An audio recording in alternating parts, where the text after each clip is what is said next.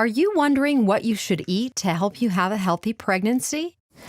Well, in the very beginning, I had a lot of food questions. Or what kind of exercise you should do? I do a lot of walking. I have a prenatal yoga video, but I haven't opened it yet. And what about weight gain?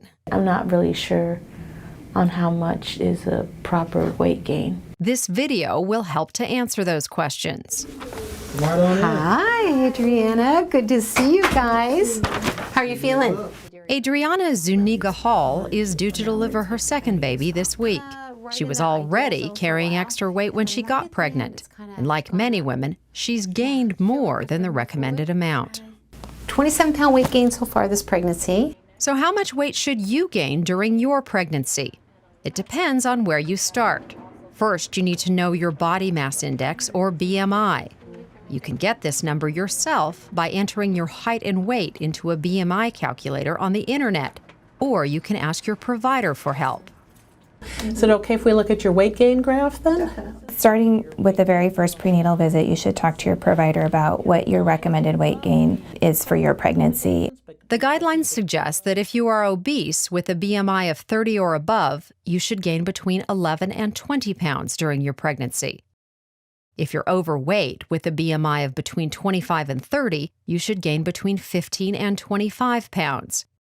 If you're normal weight with a BMI of 18.5 to 25, you should gain between 25 and 35 pounds.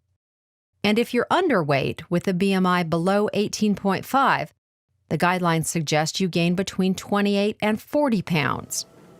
It's important to stay within these guidelines because gaining too much weight during pregnancy can lead to complications for you and your baby. For the mother, the risks of gaining too much weight during pregnancy include having a large baby, which may make her delivery more difficult or increase her risk of needing a C-section. Can also make it more difficult for her to take that weight off after delivery, and she may find it difficult to get back to her pre-pregnancy weight.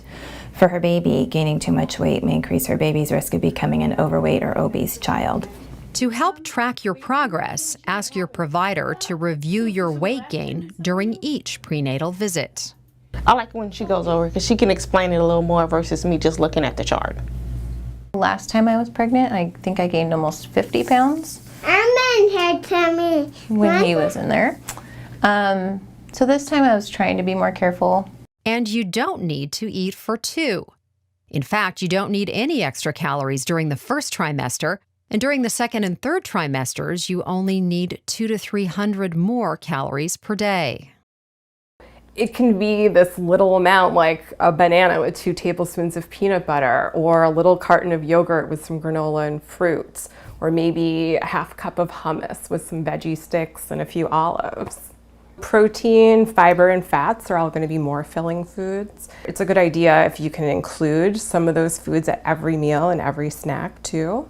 So the protein-rich foods are the nuts, seeds, beans, eggs, dairy products like cheese, cottage cheese, yogurt, and then fish, meat, seafoods.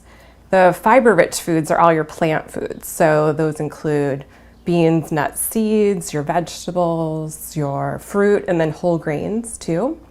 And then fat, we're gonna find those in oils, the avocado, butter, mayonnaise, and then some of those other foods I already mentioned too, like nuts, seeds, and then even dark chocolate.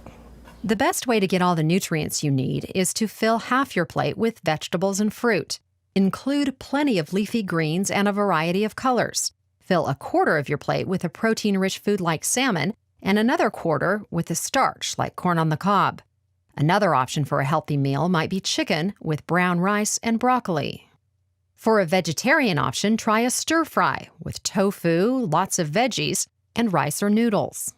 If you're eating out, choose a restaurant where you can order lots of vegetables, a protein, and whole grains. And watch portion size. You may be able to split one order into 2 meals. I'm not calorie counting, I'm just trying to make sure to eat every few hours. If you do find that you're gaining too much weight, you might want to start writing down what you eat.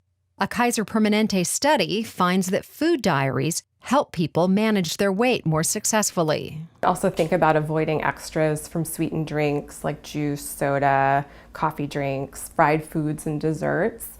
And then stay hydrated. Water, decaffeinated tea, and decaffeinated coffee all work. And be mindful of how you eat. It's best to sit down at the table and to avoid distractions like TV and computers. And start each day with breakfast. Some healthy options include old-fashioned oatmeal with fruit and nuts, or scrambled eggs with spinach and whole grain toast. And while eating healthy is important during pregnancy, it's also important to exercise. Yeah, the recommendations for exercise during pregnancy are the same as for women who aren't pregnant, which means you should exercise for 30 minutes a day most days of the week. Some good examples of exercise during pregnancy are walking, swimming, and riding a stationary bike. You should try to avoid activities where you have a high risk of falling or trauma.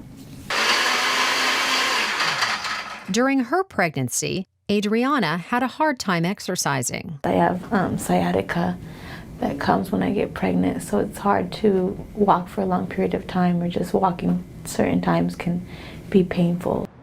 Now that her son is a few weeks old, the pain has subsided, and Adriana is back to her routine of walking, trying to lose the extra weight she gained during her pregnancy.